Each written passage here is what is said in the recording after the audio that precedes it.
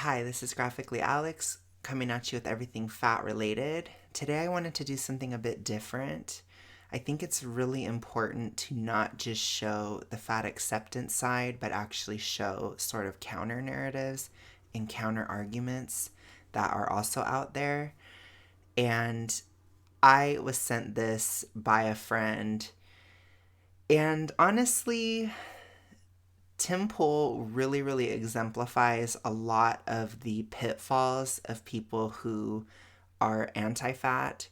He really shows and goes through a lot of these different arguments that I do not like particularly and that I don't think are helpful. Now, I just want to share this really as somebody who is a fat person who is responding to the sort of cultural zeitgeist or cultural conversation around fatness. I am not doing this necessarily to single out Tim. That's not what it's about. I think Tim is just a really clear cut, great example of what fat people are seeing out in the world that are not watching fat acceptance TikTok. So I kind of want to show like where is some of the fat acceptance TikTok coming from, and also how can conversations and how can this topic be much better addressed. That's really what I want to talk about in this video tonight. So let's go. We got it going. It took me forever to figure out the technology of this, but let's go ahead and get started. This is just wrong. It's just wrong. It's mean. It's cruel what they're doing to people.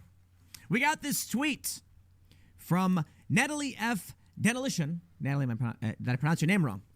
Hopefully I didn't. Healthy at any size is a complete and total lie. Fact check true. Even her shoes are begging her to stop. A bit mean, but I can understand what they're saying. Where are her knees? Stop celebrating this for F's sake.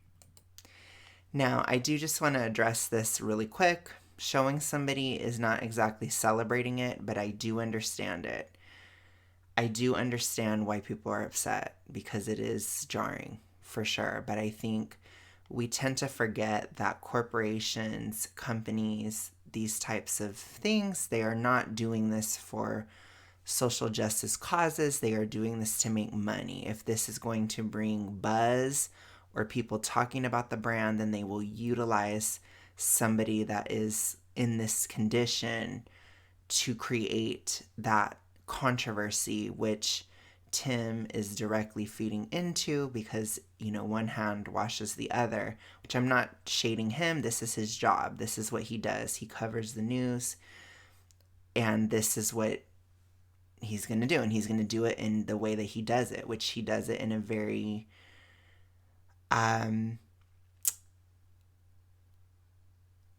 the way that he does his newscasts, he's very dramatic about things. We'll just say that. So let's go ahead and continue. And this is it. This is Parade, the Gen Z lifestyle brand, I guess they call it. And gotta get the dig, Gen Z, in there. I have to admit, though, sometimes I do shade Gen Z as well, so I'm not innocent. Take a look at this individual on the right. Now, look, the person in the middle looks, fit. The person on the left looks fit, and the person on the right is, and I am not trying to be mean. I'm never trying to be mean. Diseased, unwell, in need of serious help. Okay, so for those of you guys that in the audience that are thin, I want you to try to imagine if you were fat and you're hearing this. Now, I would consider myself a somewhat enlightened, pun intended, fat person. So it doesn't bother me as much. But if I was somebody that was identifying with my fatness, if I was somebody that maybe had a body that looked just like this, mine doesn't look like this. I actually think she's bigger than me, which is definitely an accomplishment, which I know that that's a little bit shady to say, but I'm just being real. I'm a pretty big boy. She's probably fatter than I am. So I will say that if I had a body like that, it would be kind of scarring if I was hearing this, just because if I identified with it, then I would feel personally attacked. Now, is what he's saying wrong? No. She obviously does have stuff going on. There are health issues going on. You can even see with her legs, the weight is not proportionally gained. It's particularly around her ankles. It does look like she has some other complicated, some complicating factors going on with her super morbid obesity. So again, is what he's saying okay? Sort of. I'd give it a 5 out of 10 right now. We're starting at 5. We're starting midline, Tim. Let's see if you get better or worse. But they don't care. They as in the corporations, the people, which is true. Moved up a little bit, Tim. They prop this up. They encourage it. This is, I mean, look, these shoes. It's not necessarily encouraging it, but I will say it is trying to normalize it, which it isn't normal. So, and it shouldn't be normal. So I can understand both sides, but I think if they're trying to market their clothes to bigger people, maybe it will work. But I also think that it might not work. I will say I'm not a woman, but it doesn't necessarily make... I can't imagine that seeing this would make me want to buy it. I'm going to be real. So let's see what he's got to say. Don't fit. And that's... Wow, man. Parade launch. It's kind of sad, honestly. I think it's more sad than anything. But he's, of course, going to do his thing, his shtick, where he does, make it more inflammatory, or he's, oh my gosh, But it's just the style of the show. I don't hold it against him. Replay underwear in sizes up to 5XL. I got some pictures for you. You're probably going to be mad at me, I guess, but let me show you some of these photographs. So these are the models they have for their new program. And, well, there you go. There's the more... I just want to say that it's kind of scarring. Just because I think it definitely paints a picture of fat people, that every fat person is maybe of a certain political leaning, or every fat person would have tons of tattoos and stuff. Like, it's kind of painting a narrative that I don't think is really true. I think most fat people are just normal people. They're not all, radical fat liberation type of people. They're just kind of living their lives.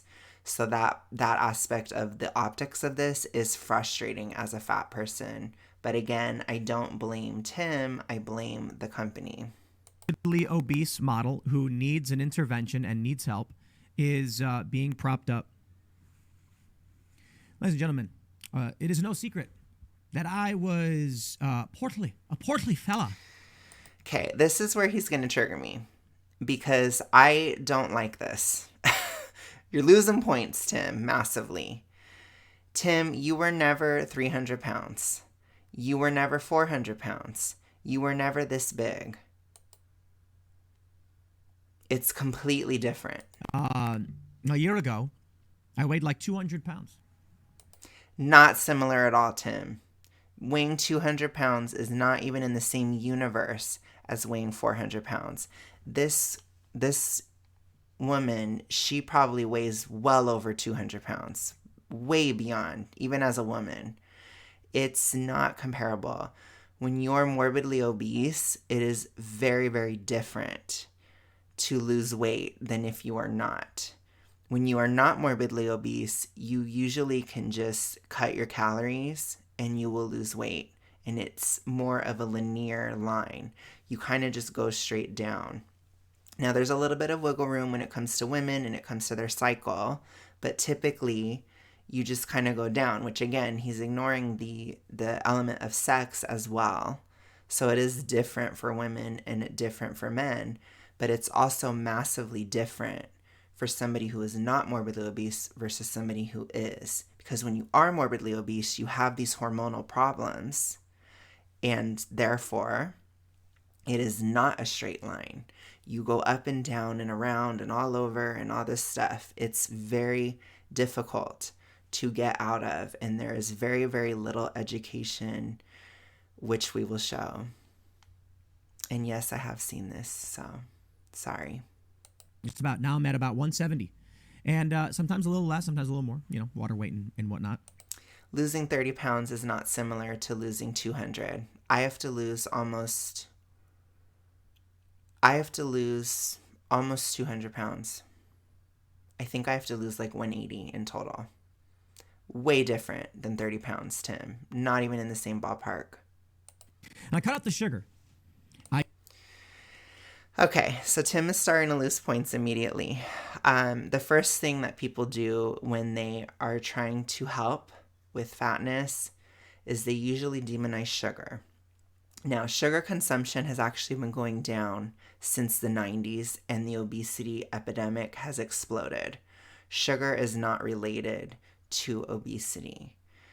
I know that that's a controversial statement, but other than the calories themselves, which yes, sugar can be high in calories, as well as the lack of nutrients in sugar, which can be problematic, particularly if your diet is lacking potassium and vitamin C, it can lead to some insulin resistance issues. But sugar in and of itself is not a bad thing.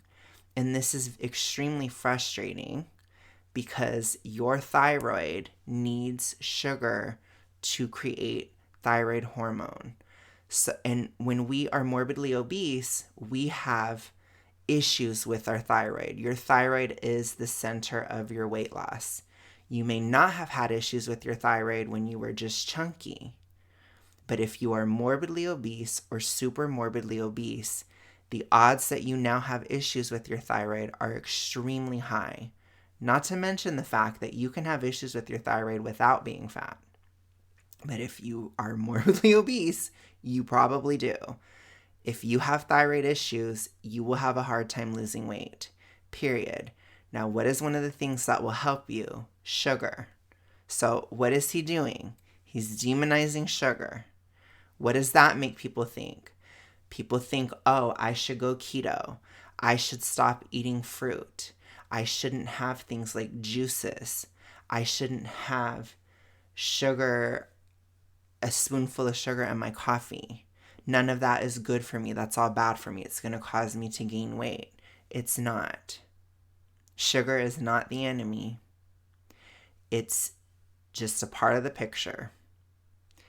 If you eat 500 pounds of sugar in a day, yes, it absolutely will be bad for you. But if you have some sugar in yogurt, some sugar in your coffee, even if you have a little bag of candy on a weight loss journey, it's not going to kill you. It might actually help in the case of a morbidly obese person. Now, if you are standard person, then it probably would slow down your weight loss. So it's definitely problematic for somebody who's healthier. But people do not understand this at all. And it's very frustrating because this message ultimately is not going to help someone like me.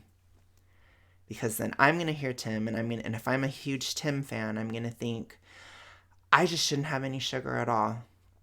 Sugar's bad. No. Wrong. I started taking vitamins and I cut the sugar out. Okay. Good for you. I would love to have heard what type of vitamins he's taking. They are not all created equal. Some supplements are not good. Some things you have to eat, like vitamin C, for example. You need it in its natural form. I dropped, no sodas. And it was weird because, I kind of felt like I was doing a good job of not having sugar in my diet. I was like, no, I don't have too much sugar. And I look back now and I'm like, dude, it was a lot of sugar. Seriously. But it wasn't just like I was spooning sugar into my coffee. I do like a little bit of coffee creamer. It was like French vanilla with some sugar in it. I'd have like maybe a little bit of soda here and there. And then I'd have a bunch of rice and bread and all. So the rice and the bread,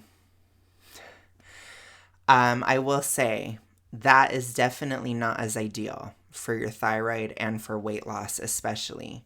Rice and bread and any starches really are weight gain city. I cannot tell you how easy it has been for me to gain 40 pounds eating rice after failed keto attempts.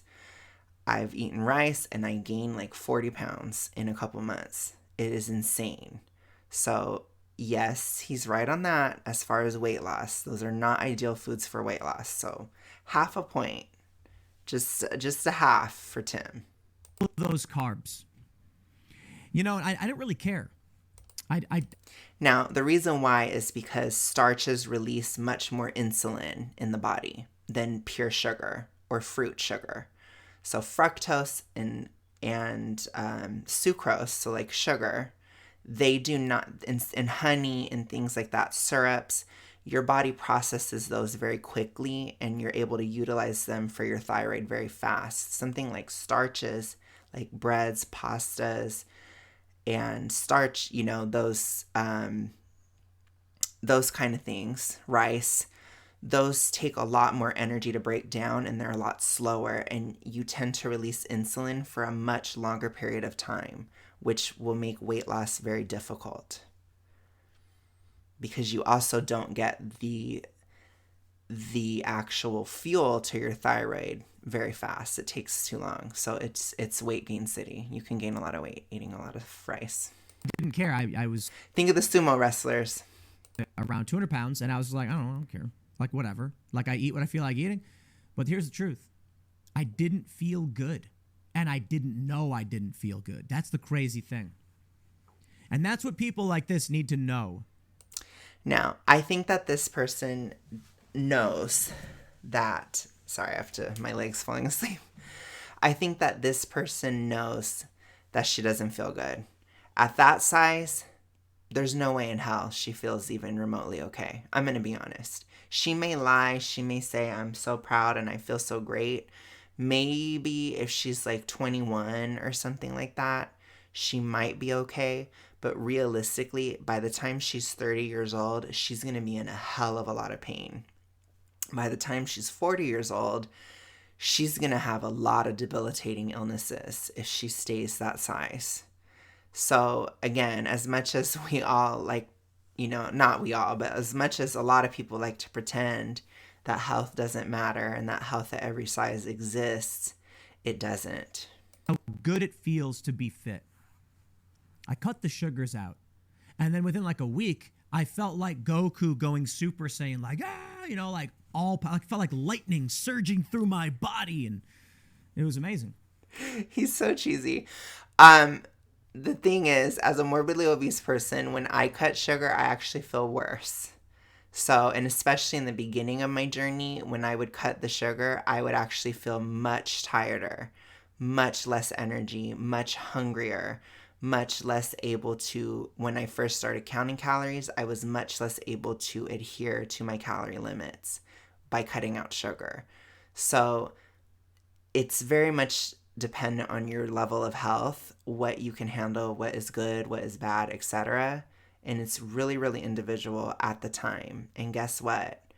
When I stayed in my calorie limits, even having Sour Patch Kids here and there, or some juice in the afternoon to get through the day, when I kept it within my caloric range, I still lost weight and I had more energy. So again, we don't all experience things similarly. As my thyroid has improved at different points, which when you're morbidly obese, the time of the year really influences your health and how well your thyroid is functioning. When it's warmer and towards summer at this point, I don't do as well with sugar. I actually want to lay off of it. So every weight loss journey, especially coming from a morbidly obese place, requires flexibility and understanding that something that works this month or this season may not work next month or next season. You really have to be attuned to your body to do this. It's tough. But as somebody who is not morbidly obese, you could just cut out the sugar and you'll just feel better. You absolutely will. I absolutely believe him. But it's not the same for everybody. One day, basically, look, we all got sick. We all got COVID. One day, I go downstairs, hang out in the green room, and I get, we have like salami and cheese, and I start eating it, and I think to myself, I'm like, I didn't have any sugar today. Like none, like zero carbs. Like I'm sure there were some carbs in some of the stuff. Zero carbs is not good for anybody. I would not even suggest that for somebody who's thin, just because keto makes you hypo. So if you want to develop hypothyroidism, stay on keto long term.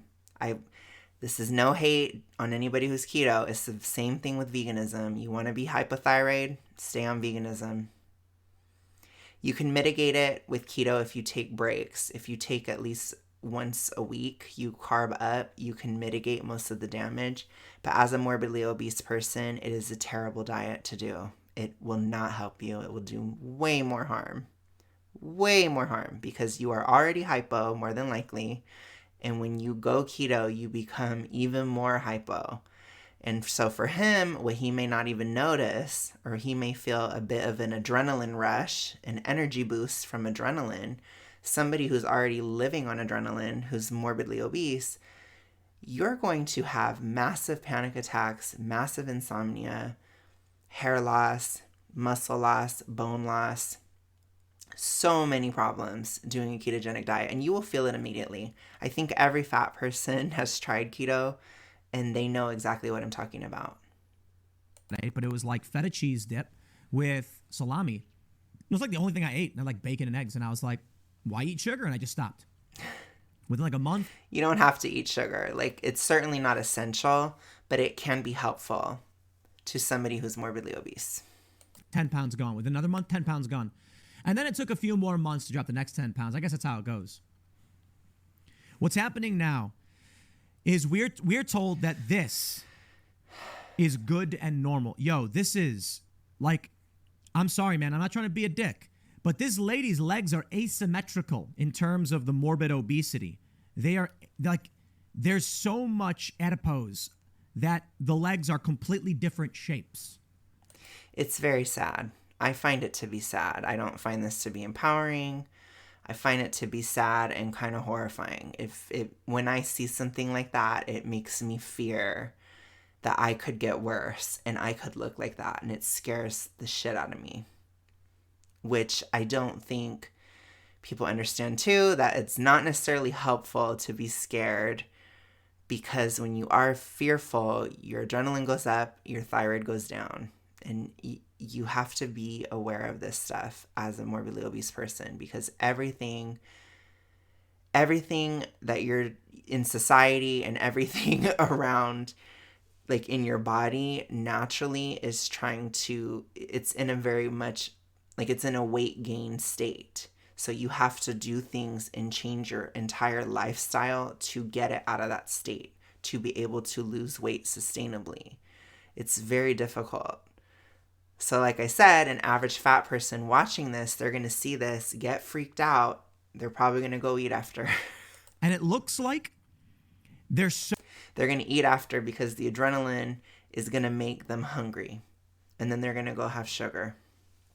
Or they're going to have a baked good or something, which has something very harmful in it, which Tim will touch upon.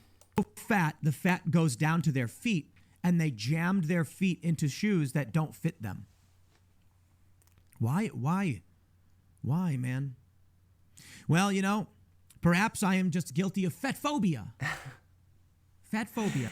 I don't think Tim is necessarily fatphobic. I haven't heard anything that's like blatant. It's not like he's been like, I hope you die, or you need to just starve yourself, lose it. I don't care if you die anyways.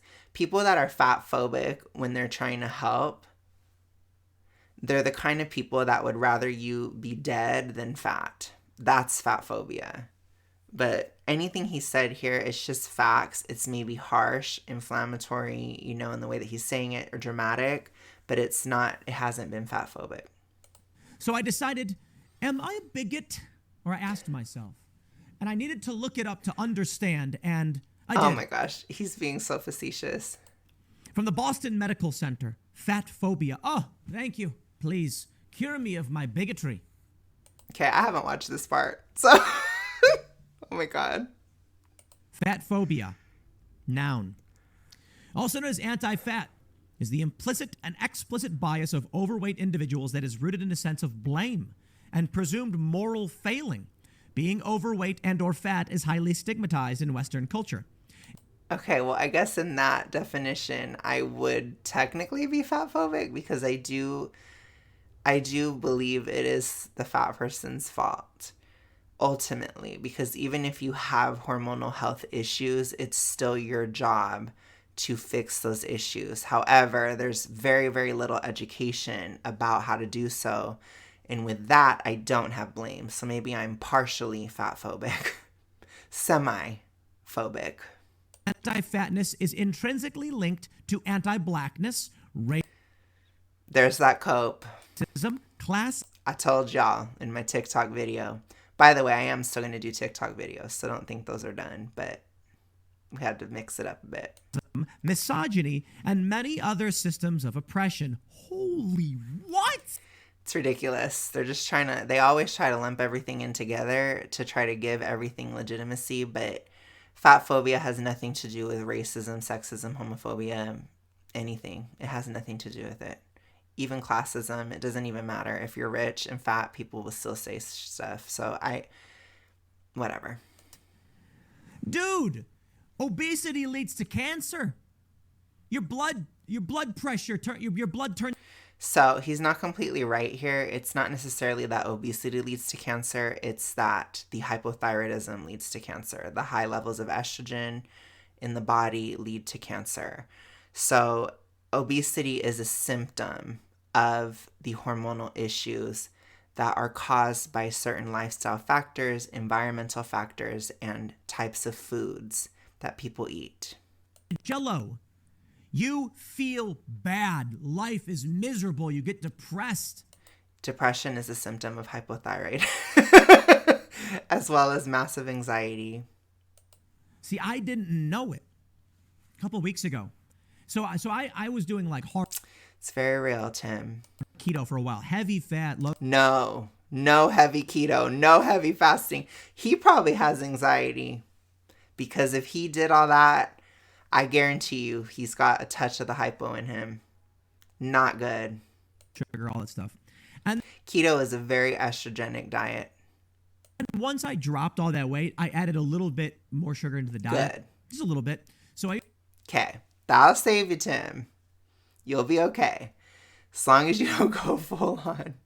And do not ever do that. Please, if you are morbidly obese, do not do hardcore fasting and hardcore keto. I did that. It was horrible. It totally ruined me. Please, for the love of God, do not do that. I will definitely make a video on keto in general, but do not do that. It is not good. You will probably not keep the weight off. It's very easy to put the weight back on as soon as you stop. You damage your hormones further than they're already damaged, and it's very easy to put the weight back on as a morbidly obese person. Remember that. Usually hit around like, I think right now I'm doing like 30 to 40 carbs per day. So it's probably. No, it's very low T, Tim. Tim is probably estrogen-y. If you have your carbs that low, it definitely dips the testosterone levels and it can make you more anxious as a man, which, maybe he is. I heard a lot of tea about him, that he yells at his employees and stuff all the time. So there might be some truth to what I'm saying, Tim. Up the carbs. Eat some more. Get that to like 100 grams, please. Let the testosterone flow. Let the estrogen come down. Calm down. I don't know, it's keto range or whatever, but I was doing like close to zero. No, do not do close to zero. I did that. It was horrible. It's so damaging. There's something called I started losing my hair. What is it called? Gluconeogenesis, where your body turns protein into sugar or something like that? Yes, it's very harsh and it's very, very difficult on your system. Your liver has to be very strong to do it, which most morbidly obese people have fatty liver, which means their liver is weak. Do not do it, please. My fellow fatties, no. Anyway, I added a little bit more sugar to my diet, and I had a little bit of bread, and I was like, it's no big deal. Like, I cut out all the bad stuff. I have a little bit. And then I didn't realize it.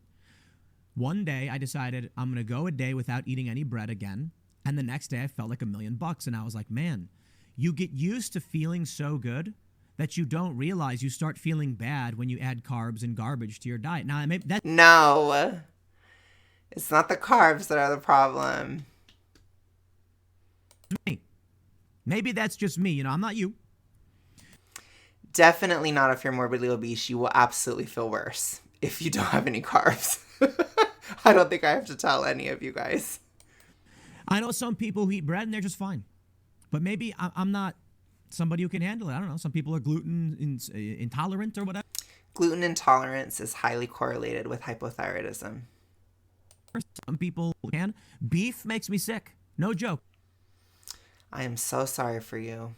Beef is amazing. I love beef. I love steak. But if I have more than a few ounces, I get really sick. Luke was telling me, Luke Rukowski, Weird Change, that it could be that I don't have enough acid in my stomach. And so I've tried doing some tricks like lemon juice, espresso. That's not how that works. Doesn't work. No. In order to get your stomach acid up, you have to have enough potassium, which a lot of people don't have enough potassium at all. So you would be drinking your juice, your apple juices, your orange juice, those evil foods that everybody says you should never have, especially as a fat person. You should never have these healthy, mineral-rich foods that are very easy to digest and easy to take in. Of course not. No. Tim, you should be drinking 2 liters of, or not 2 liters, maybe 2 liters of coconut water a day. Do that for a week. Your stomach acid will go up. You might be able to tolerate beef. Also, too, hypothyroid. A symptom of hypo is low stomach acid. So if that's the case, we're putting some pieces together, aren't we? I eat too much. And I wonder why he has it. It's because he was keto. Not good. Gives you hypo. Warning all of you. Steak, and it is just like I'll barf. No joke. I can eat all the chicken in the world. I can eat like 100 chicken wings. No problem. Chicken wings are usually cooked in horrible oils that are very hypo-y. They make you super hypothyroid. They are weight gain city. Horrible. So, yeah, horrible idea, Tim. But here's what I want to say to this And if you are morbidly obese, do not have wings. Do not have anything fried. Do not have anything fried. No. Like, it's a cult, man. It's a death cult, and they want you hurt. So is keto. I'm just kidding. I'm a little bitter. I'm a little bit bitter. I have a right to be. And I'm saddened by this. This woman, cut the sugars out, man. No, cut the PUFA out. Stop eating seed oil. Stop eating canola oil. Don't have, these harmful, unnatural fats that are made in a factory. Do not do it. Do not. It's about the seed oils. It really is. And peanut oil, soybean oil, these oils that are in fast food, for example. So that is really what, as a morbidly obese person, you really should, ideally, you would just never have it, honestly, until you're at least in normal range of health or at least normal obese. You don't want to have it at all. So that is something I will say is very strict that I would suggest. I was reading this chart, and it shows around the late 70s, obesity started to skyrocket. Because people started having these oils. And that's when they introduced the food pyramid, where it's like, eat a lot. It's not necessarily the food pyramid, although it is also crap. The food pyramid is unattainable because you will feel like you're starving to death all the time. So, yeah. Bread. And, you see, like we were talking the other day about Robert Downey Jr. going vegan, and he's all gaunt and thin. And people are like, man, he looks terrible. But I'm like, dude, being gaunt and thin is better than being morbidly obese. Here's what I think, man. Yeah, you don't want to be morbidly obese. If you are not, do not become it. It is horrible. I can tell you that from experience. It's awful. I think fat's good for you. I recommend you talk to a doctor. I think fat is good. Fat is good for you if it's saturated, not if it's unsaturated. If it is polyunsaturated, it is not good for you at all, especially as a morbidly obese person. Anti-fat. I'm not anti-fat. I'm not anti-saturated fat. That's your best friend. That's everybody's best friend. It saved my life. And you don't believe me? Go watch some Why I'm No Longer Vegan videos. They'll tell you the same. It is life. It is life. Fat, big, thick pork belly. I didn't used to be big on pork, to be completely honest. You probably heard me talk about it. But man, good pork belly. Wow. Go to Korean barbecue. I got to tell you. I agree with him as long as it doesn't have some soy sauce on it, which is estrogen-y, which is anti-thyroid. They say anti-fatness contributes to individuals not receiving adequate health care for a number of reasons. One, the assumption is if someone is overweight, they cannot be healthy. That's a fact. It is kind of a fact. He's not wrong. It's literally a symptom of a disease. So it doesn't mean that you are safe if you're thin, but if you are morbidly obese, and especially, no, if you're morbidly obese or above, you have something wrong. It's not a natural state. Clinical care teams typically lack experience in treating diverse body sizes. Weight-related structural barriers, e.g. the size of exam tables, gowns, blood pressure, cuffs, and scale limits. I mean, I can understand the third one, but I don't know. Maybe even the second one. But the first one is valid. You're not. Okay, dude. If you are overweight, you are unhealthy. That's just scientific fact. Like, True. Fact check true. overweight is lack of health. They're trying to redefine. You can be healthy and overweight. You can't be healthy and morbidly obese. So there's also a gradient, right? You can be reasonably healthy if you're just overweight. You just might not be ideal, but it's not that bad. Like, people always talk about health like it's black and white, but it is a spectrum. It can always get worse until you die. That's very negative to say, but it's very true. So you can have a little bit of disease versus a lot of disease versus you just croak. Okay. Which I was close to that last stage a couple years ago. Really scary stuff. Like, yeah, if you're overweight, you probably will have high cholesterol, high blood pressure. You can be skinny fat too. Skinny fat, you have high cholesterol, but you look. I'll have to get into those, but let's just say they're related to something else I've been talking about a lot.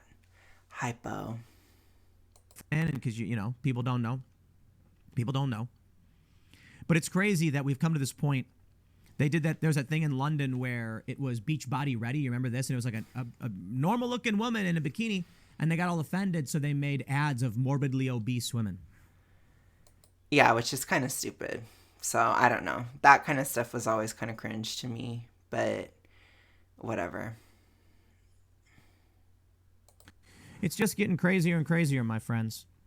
And it breaks my heart. Look, I want people to be good, to do better. I'm sure. See, I believe him here. I do believe he does care.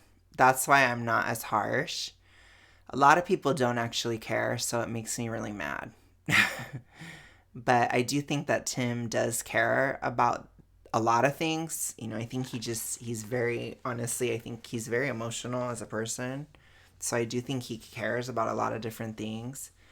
But the issue is, like, in this situation, he just doesn't know. He has never experienced morbid obesity. He has no idea. And that's not his fault. I blame our institutions. But to be honest, a lot of the people in the institutions have never been morbidly obese. A lot of people don't have this experience. So it's difficult for them to understand where people like us are coming from. And that includes fitness channels, doctors, people like Tim, right? It's not super common, thankfully. It shouldn't be. We don't ever want it to be that common, but it's a problem, and it is a difficult situation. So we're I feel like in a lot of ways we are almost on our own. It's scary. There's a bunch of people who made videos just laughing at this person and mocking them, but this disturbs me. This makes me feel scared. This makes me too. Worried for this person. Look at these shoes. Look at this. The shoes aren't even laced properly. Like, did they have to use two different laces? as a fat person, it makes me scared I could end up like that. That's what I fear. Her shoe. It looks like her feet were this big and she's binding her feet. Bro, man. I don't get it. I just don't understand why it is that some people just keep gorging themselves and why it is that So there's a lot of reasons, but to say it in a nutshell, typically what happens is fat people try to do diets. Those diets further harm their thyroid because they're not doing it in a healthy way. They end up quitting because they're unsustainable. They feel depressed because hypothyroid gets worse. They feel like they are too hungry, and so they stop eating that diet and they tend to binge on foods that are very high in seed oils, things like chips, fast food, baked goods, all these different things. They binge all that, and that causes massive weight gain, and it also weakens the thyroid further. Rinse, wash, repeat. And then you end up huge because you do weight cycling and your thyroid gets weaker and weaker and weaker until you eventually develop so much disease and then die. And that happened to me. I did weight cycling for 10 years and actually 8 years. And then in 2020, I hit rock bottom and I really lost the remainder of my health. And I was in a very bad situation. I was terrified, especially with everything going on. I was very scared because I knew I was super unhealthy. So it's taken me 2 years to get better. Well, not a full 2 years, but I'm still just barely better. But I am at a point where I can lose weight now, which I'm happy. So yeah, it's serious stuff. This is not a joke. But that's typically why, Tim. It's not just because people are lazy and hate themselves and just want to eat like a hog every day. It's more complicated than that. And I wish that people could understand. But that's typically what happens. are propping this stuff up and supporting them. It's a death cult, man. You saw it right. They're not necessarily supporting it, but they want money from it. And they are callous. They don't care. They're trying to normalize it. They don't care about the issue at all. From the Boston Medical Center, fat phobia, anti-blackness, health inequity, enslaved person. What the is this? If you're sick, don't go to Boston Medical Center because they're going to be like, I prescribe you some white privilege treatment. And you're going to be like, I have cancer. And they're going to say, well, maybe you should check your white privilege. Okay, that was actually kind of funny, but I don't know. I myself, I know a lot of people have bad experiences with medicine. I'm not one to say, like, don't ever go to the doctor. But I am one to say, like, I think you should go, but definitely educate yourself as much as possible and really take charge of your health. Don't be passive. Other countries know this. They know that they have, that they take their health more seriously and that they can be a good advocate for themselves with the doctor. In America, we tend to take the doctor's word at gospel. And you just know you can always get a second opinion, really look at things critically from a doctor. But I do think you should go. They're going to come to you and tell you that you're like, Doc, I've tried everything and I can't lose weight. Have you considered just realizing that you're fat phobic and fat is fine? And you're like, that's funny. But no, have they considered that hypothyroidism is rampant and that in some people it's very severe? No, because they don't care, because a lot of doctors, they just wanted to pass their exams. They just regurgitate what they learned in their textbooks and they just say what they think immediately, essentially. When my mom went to the doctor, they told her to lose weight. She needed to have a no carb, no fat, high protein diet. That is completely unsustainable. There's no way to actually do that. Zero way. When she started doing the thyroid protocol that I do, her numbers, they at first got worse in her liver, but everywhere else was getting better. And then her liver started getting better 6 months in. And she actually got off 2 medications, but she had issues with adherence because she has an addiction to eating. So there is still an addiction element, which makes it all the more complicated, because with a lot of morbidly obese people, you have an addiction aspect and you have the physical aspect at the same time. It's very difficult. And a lot of what doctors and scientists say today is, well, there's nothing we can do about it. We have to just prevent children from getting obese, children from getting morbidly obese. So a lot of them, they don't approach our issues from a place of trying to get us better. They approach us as, let's mitigate your symptoms, manage your pain, but never actually get you better, because that has been, they've given up. They are so caught up in their own dogma that they are not willing to change, basically, which is a travesty. And that is actual fat phobia. That is actual institutional fat phobia, that they are so unwilling to question the narrative of saturated fat is bad for you, for example. Sugar is bad for you. They are not willing to question these things, and they still continue to push things like fish oil supplements and polyunsaturated fatty acids as being heart healthy, which is completely false. So they tend to regurgitate things. You have to think critically, but that doesn't mean you don't go to the doctor. Life is complicated. It's very, very difficult. So I understand the plight of people, and I hope that thin people can start, I hope you guys can start to see some of the questions and complicated situations that we as morbidly obese people go through. It's very difficult. So please have some grace and understanding, and that's why I'm doing this channel, honestly. Sorry. Bro, I had a heart attack. Well, maybe, it's just a normal part of life. People have heart attacks these days. I heard a lot about these kids. If you have those heart healthy oils, then it does definitely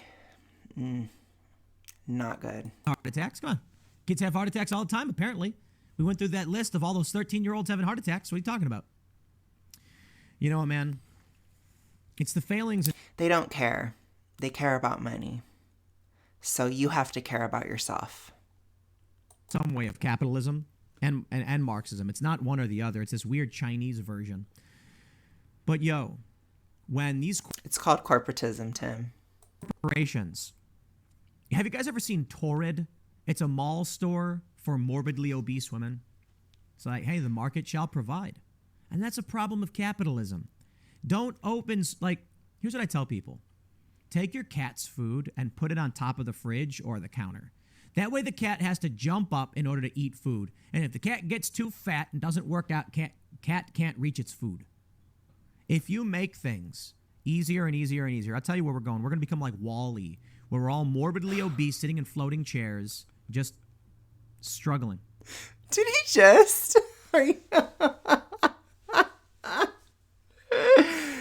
Okay, so I actually completely disagree with his philosophy. I don't think that that's helpful at all. I think that he's not understanding, which obviously it seems like he has some of these hormonal issues himself, but he's not understanding the fact that it's not about making it more difficult. It's about making it easier. A way to help your weight loss as a morbidly obese person is to have less stress, not more. There's so much that goes into this, but he is completely wrong here. You want it to be easier, not harder. And I do think it's a bit harsh to attack somewhere like Torrid, because the thing is that a lot of fat people, when they feel like they can't live their lives, or they feel like they can't enjoy something like fun clothes, for example, it makes them instead want to eat more. That will fuel the addiction. So when you make things less accessible to people, Tim, it actually makes the only thing that is accessible the food, which brings the addiction aspect back up. So even if you aren't just fighting your own hormones that are negative, they're in a negative place as a morbidly obese person, now you're fighting the addiction aspect. And when you shame people or paint them into a corner, the only thing left in that corner is food. How many times have we heard, food is the only thing that's ever been there for me all the time? Don't come for people's torrid. It's fine for fat women to have a place to buy clothing. It's just alienating and wrong to attack that. And by the way, I think they do have some cute designs, just saying. Well, I don't know, whatever, man. Look, I believe in freedom. So more power to them. I'm going to mind my own business. But I'm going to deeply encourage people, man. Don't let this be you. Come on, guys. I know there's people who watch my show who are overweight. I've had people say to me, they're like, you know what, I just don't care. And I'm like, I hear you. You're allowed to. Fair point. I think that's horrible to say I don't care. I'm just going to say I don't think that that's right at all. I think that's awful. So I do not co-sign that at all. Because it's easy to not care until you're about to die. And you don't want to get in the position that I was in. Like, you don't want to get to the point where you're having these real health crises. You don't want to get to the point where you're like my mom when you're trying to avoid having to do chemo again. Like, you want to deal with this way before you get to that point. And I'm just telling you guys, if you say, I just don't care, the more you wait, the more you don't do anything about it, the worse it's going to get. The worse and worse and worse it will get. And it's like, do you want to save yourself the pain? Or are you legit not caring about if you live or die? And if that's the case, you may need other psychological help, honestly. Come on, man. I want you to be the best version of yourself. I want you to pick up the heaviest thing you can find and carry it. As a morbidly obese person, you don't have to start working out immediately. It's really about the seed oils, those consumption. That is the number one thing to avoid as a morbidly obese person. And manage your expectations. It takes time to heal. Tim. Literally. Jordan Peterson says it figuratively. I'm saying, no, go pick up heavy stuff and walk around with it. Lose some. When you're healthy enough to do so. Man. Talk to a nutritionist, because I don't know exactly what works for you. I don't want you to get sick or anything. But I'll tell you what I did. I got rid of the sugars. Rice, gone. Bread's gone. Cookies, no more. But you know what? I have a little bit here and there. We got these, remember Kanye West stole Luke's cookies? We got a bunch of those. They're nut butter cookies with no gluten, no seed oils. Nut butter is PUFA. It's very anti-thyroid. Not good. Not good. Nuts and seeds are not ideal either if you're morbidly obese. Just saying. It's the new thing, I guess. And yeah, it's not the new thing. The seed oils are what's new. They came in out of nowhere, and we've had hell and havoc on our society ever since. I'll have a little bit of sugar. I don't like going zero sugar. I like having a little bit. I don't want to be too hard on the kidneys and the liver with all that protein. I want to have some. The protein is fine. As long as you're not on dialysis, you don't have to worry about it. But you need to... He's having kidney pain because he's adrenal. I'm calling you out, Tim. That's adrenaline. Your adrenals are hurting. It's not the protein. You can eat protein. It's the lack of carb. It's making you adrenal. It's not good. It is not good, Tim. Sugar in the diet. Not too much. Ooh, that kidney pain when I was keto, it's the adrenals. Pumping that adrenaline. And it's wreaking havoc all over. Come on. This stuff breaks my heart. Insomnia. You can do it, man. I believe in you. Make the decision today. Be better. Because I'll tell you this. You want to win the culture war, you got to be an inspiration. This ain't inspiration. I'll leave it there. Next segment's coming up in a few minutes. Stick around, and we will see you. That was really cheesy. Oh, my God, Tim. Okay, so I guess my final thoughts are I don't think it's as bad as it could have been, but it's definitely typical. There was virtually nothing helpful in this entire video for somebody who is struggling with morbid obesity.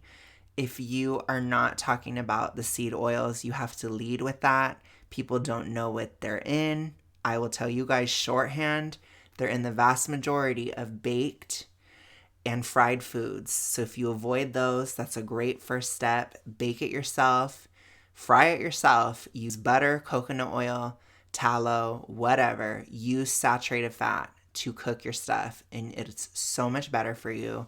And over time, the more you avoid that kind of stuff, you will get less hypo with time, and it will be easier to actually lose weight. It is a process. I will be doing a series on my channel about the basics of thyroid health and the thyroid protocol pretty soon. So stay tuned for that. I hope you guys enjoyed this. This was something different. I really just wanted to show a counter narrative that is often portrayed. I hope that you guys enjoyed this. Please let me know your thoughts below. And any questions you have, I can definitely make future videos about it. For those of you guys that do want to help, I greatly appreciate you. And for those of you fellow fatties, I'm going to help you, okay? I know some things, okay? So definitely leave your questions below and I can touch on that. And if you have hate, I guess go ahead and leave that too, because I can make a response video out of the hate comments. So whatever, we'll use whatever we can get. Thank you guys so much for watching. I hope you enjoyed this. I will talk to you guys very soon. Goodbye.